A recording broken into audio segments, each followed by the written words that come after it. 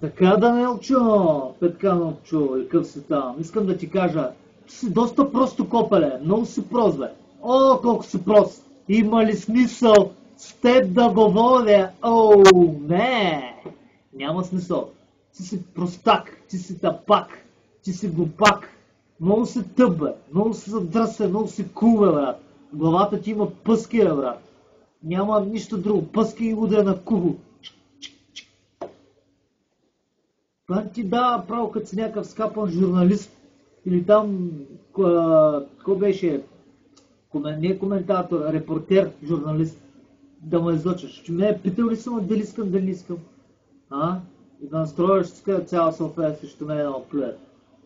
Ще те оправя, моето момче. И целият свят сега да ме опозори. Ти ме опозори, аз ще опозоря. Има време, ще съсипя. Казвам, че ще направя живота ти, ще го превърна днес в ад. Разбери го днес. Го приемай така, живота ти ще се превърне в ад. Разбери. Ще направя това, което ти направиш, ще те опозоря пред всички.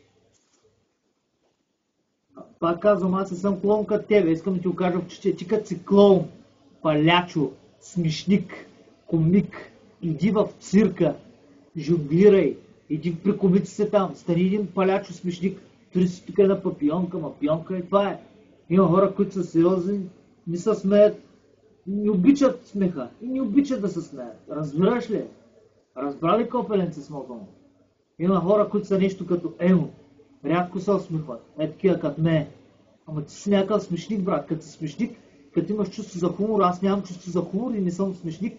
И не обичам да се правя смешник като тебе. Ти си палячо. И ще се плачи за това. Аз ти казвам, ще се плачи за тези неща, които направи. Дето ме оплю цяла България и пред всички. Ще се потърся правичката така. Това не ти дава право, като си